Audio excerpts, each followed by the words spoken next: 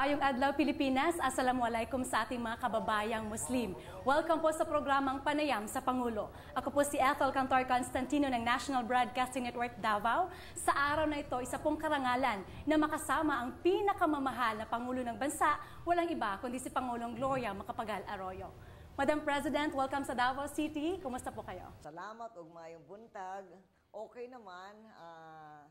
Nagikan mi karon adlaw lang gikan sa NAM Summit dito sa Egypt. At ito'y napaka-importanteng okasyon, and we had the honor of being asked by the President of the new chairman of NAM, President Mubarak of Egypt, to speak for Asia during this conference. Importante kaayo ang non-aligned movement tungod labi na sa kining mga panahon na tungod kay ang iyang theme International Solidarity for Peace and Development. O ang non-aligned movement o NAM nagdako nga posibilidad or probabilidad or empowerment nga makadawat makahatag yun or makapangita or to be able to find kining international solidarity tungod kay ang membership sa NAM labaw sa 100 countries. Ang absolute majority sa United Nations ug diri ang kadaghanan ang mga developing nations.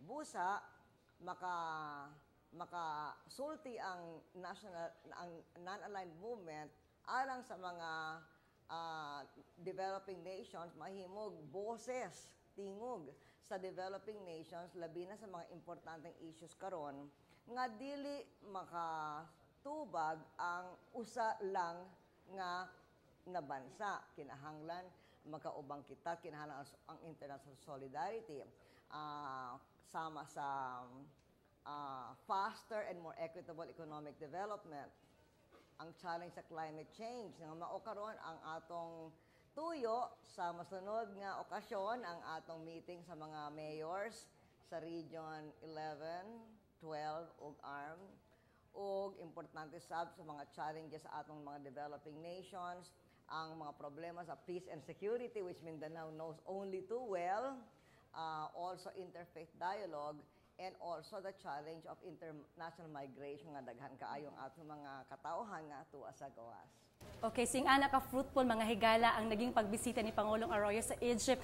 And alam po natin lahat na sa darating na Hulyo at 30, maisa naman pong historic meeting na gaganapin po sa Estados Unidos kung saan si Pangulong Arroyo ay makipag-meeting po kasama si US President Barack Obama. Gusto po nang malaman ng sambayanan sa ngayon, ma'am, ano yung mga issues na nais niyong talakayin kasama si President Obama at gaano ito kahalaga para sa mamamayang Pilipino? Okay, I'm very pleased nga nakita og meeting og niimbita si President Obama kanato na mahimog first Southeast Asian leader na makamit sa iya sa Washington.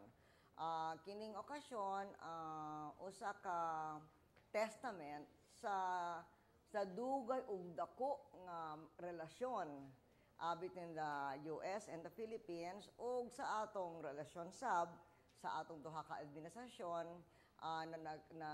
that started bisan kandidato pa lang si President Obama through a series of telephone conversations and letter correspondence. So, ingon sa announcement sa Washington, ang atong agenda dito, kauban diri ang atong peace and security issues, sama sa laban kontra sa terorismo, na unfortunately is an issue that Mindanao knows only too well. O kauban diri, kung paunsa kita makahatag og development sa mga lugar aron makaabot ang peace and security, kauban na ang assistance sa Mindanao and other parts of the Philippines. Og usa pa nga gi-announce sa White House nga kauban sa agenda ang paunsa kita matubag sa challenges sa climate change or global warming. Og kauban na diri ang atong activities diri sa Pilipinas ug sa rehiyon, ang Coral Triangle Initiative.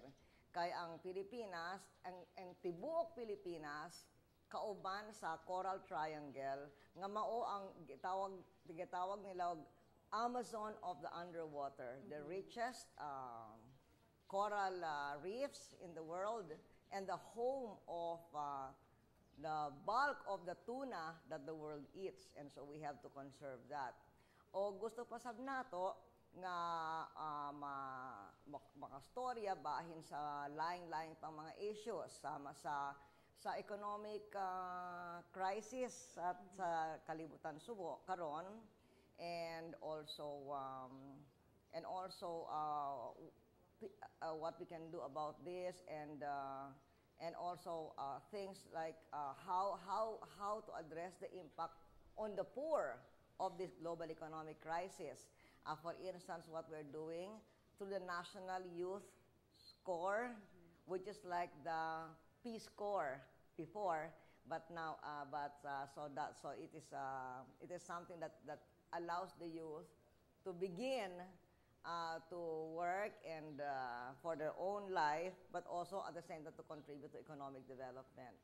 Og tungod kay ang US ang atong labindako nga trade and investment partner, sa akong meeting sa mga laing-laing US government officials, maningkamot ka nga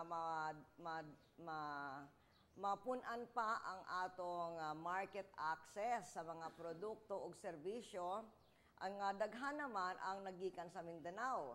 And I ask Secretary Fabila, unsa-unsa bang atong mga produkto o serbisyo na gusto nato na maabli or mapunan ang market access.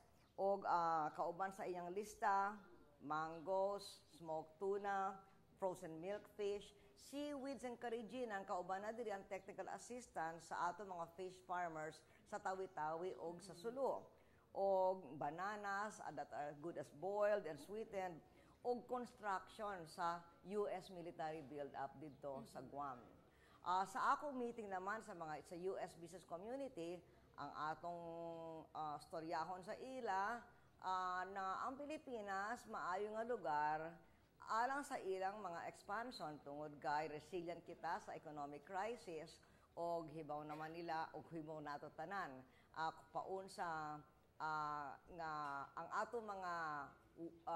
ang atong human resources sa Pilipinas kauban sa mga labing competitive sa tibuok kalibutan. Wow, good luck po sa magiging activities niyo with the President of the US. Nang hinaot ang mga taga Mindanao nga amo pong masaksihan ang maong mga kalambuan sa mga musunod pang adlaw, Madam President. And speaking about peace and development in Mindanao, buot na akong ipangutana ni kanimo, Madam President, kung kumusta na ang ato mga pagpaningkamot aron nga maka-come up kita og usa ka konkreto nga negosasyon kauban ang ato ang mga miyembro sa Moro Islamic Liberation Front ug syempre ang kabahin usab sa CPP-NPA. Okay, well, first of all, let me say there's nothing I would wish more than for peace in Mindanao. It will really be a blessing for all the people of Mindanao, both Christian and Muslim, to be able to live in peace and harmony at last, and to be able to build a new life of prosperity for today's children and the generations to come.